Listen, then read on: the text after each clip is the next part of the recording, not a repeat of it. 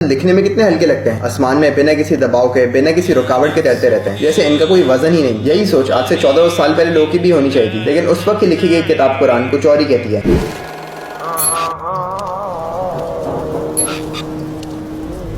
पानी हमारी दुनिया, हमारी जमीन के 71% कवर करता है, जिसमें से सिर्फ 96.5% समंदर या ओशन का पानी है और बाकी का 3.5% मीठे पानी की झीलों, ग्लेशियर और कोरल कैप से बनता है। अभी एग्जैक्ट लैंड और पानी का रेशो कुरान ने भी प्रूव किया है, लेकिन इसके बारे में किसी और वीडियो में बात होगी। सूरज, जिसको हम इंग्लिश में सन बोलते हैं, एक ऐसा सितारा है जो 24 घंटे 1 करोड़ 50 लाख डिग्री सेल्सियस पे जलता रहता है। ये सूरज हमें रोशनी, गर्माइश और धूप फराहम करता है। इसकी धूप जब हमारे अर्थ के एटमॉस्फेयर या फिजा में आती है तो हमें बहुत से फायदे देती है। हम सूरज की धूप से बिजली बनाते हैं सोलर पैनल के जरिए। धूप की वजह से पौधे हमारे लिए ऑक्सीजन बनाते हैं, जिनके बगैर हम जिंदा नहीं रह सकते। सूरज की धूप हमें गर्माइश भी पहुंचाती है, और जब यही धूप पानी पे पड़ती है तो गर्माइश की वजह से पानी के टेम्परेचर या दर्जा हरारत बढ़ा देती है। टेम्परेचर बढ़ने की वजह से पानी में से बुखार आती है, वेपर्स निकलते हैं, और इस अमल को एवेपोरेशन कहते हैं। अब इन्हीं सूरज की छांव से हवा भी गर्म हो जाती है। ये गर्म हवा ठंडी हवा की निस्बत हल्की होती है, और इसी वजह से ये हवा में फ्लोट या बुलंद होती है, बिल्कुल उसी तरह जिस तरीके से हॉट एयर बलून फ्लोट होते हैं। अब जैसे जैसे पानी के वेपर्स ऊपर जाते हैं वैसे वैसे वो ठंडे होते जाते हैं। अब जब ये वेपर्स एक खास ऊंचाई पर पहुंच जाते हैं तो बिल्कुल ठंडे हो जाते हैं। अब इस हवा में जो भी पानी के वेपर या बुखारात होते हैं वो फिजा में मौजूद मिट्टी, बैक्टीरिया और दूसरे छोटे छोटे ज़रात मिलकर पानी के छोटे छोटे कतरे बना देते हैं, और इस प्रोसेस के अमल को कंडेंसेशन कहते हैं। कंडेंसेशन के नतीजे में बने हुए ये ढेर सारे पानी के कतरे छोटे और हल्के होने की वजह से हवा में तैरते रहते हैं, और पानी के इन तैरते हुए कतरों को हम बादल कहते हैं। मार्गरेट एनिलिमोनी, एक एटमॉस्फेरिक साइंटिस्ट, ने एक एटमॉस्फेरिक ऑब्जर्वेशन या माहौलियाती मुशाहिदा और कंप्यूटर मॉडल्स के जरिए बादलों के बनावट पे तहकीक की, और 1993 में एक किताब लिखी, द स्टोरीज क्लाउड टेल, जिसमें माना जाता है कि जो कुछ भी उन्होंने बादलों के बारे में कंक्लूड किया इस किताब में लिख दिया, जिसमें से एक पॉइंट बादलों के भारी भरकम वजन का भी है। अब आप अंदाजा लगाएं, एक बादल जिसका डायमीटर या दायरा 1 किलोमीटर है, उसका वजन 5 लाख किलो या 551 टन होता है, जो तकरीबन 100 हाथी के रेवड़ के बराबर है। अब अगर ये बात साइंसदानों को आज पता चली है तो ये बात 1400 से भी ज्यादा साल पहले कुरान में कैसे आई? अल्लाह ताला कुरान में फरमाते हैं, सूरह अर्राद आयत नंबर 12, वही है जो तुम्हें दिखाता है बिजली जब चमकती है खौफ से भी और डर से, और वो उठाता है बड़े भारी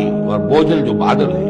इसमें जब बादलों का जिक्र किया गया तो उनके भारी होने की तरफ इशारा किया गया, इत्क़ाल, जिसका मतलब भारी या वजन होता है। कुरान में एक और भी आयत है जो इसकी तरफ इशारा देती है, सूरह अल-अराफ आयत नंबर 57, तो वही है जो भेजता है हवाएं बशारत देती हुई उसकी रहमत के आगे आगे, यहाँ तक कि जब वो हवाएं उठा लाती हैं बड़े बड़े भारी और बादल, उन बादलों को हाँक देते हैं एक ऐसी जमीन की तरफ कि जो मुर्दा है, बेआबो गया है। फिर हम उस पर पानी बरसाते हैं, फिर हम उससे जमीन में से हर तरह के मेवे निकाल देते हैं। इसी तरह हम मुर्दों को निकाल लाएंगे जमीन से। अगर कुरान नाजिल ना हुआ होता या ये रिसर्च नहीं हुई होती तो हमने कभी सोचा भी नहीं होता कि बादल भारी भी हो सकते हैं। अब इस निशानी के बाद कोई शक भी कैसे कर सकता है कि कुरान अल्लाह की किताब है? इस बात की कोई वजाहत नहीं की जा सकती सिवाय इसके कि कुरान उस हस्ती की किताब है जो बादलों को बंजर जगह पे भेज के बादलों को बरसने का हुक्म देती है, और वह नई जिंदगियों को परवान चढ़ाती है। वो हस्ती जो आसमान में हजारों टन पानी बादलों की शक्ल में तैराती रहती है, जिस वजह से आप, मैं और इस दुनिया में जो भी चीजें सिर्फ इस वजह से जिंदा है। हाँ, मैं यकीन रखता हूँ कि अब आप भी रखेंगे। अस्सलाम वालेकुम।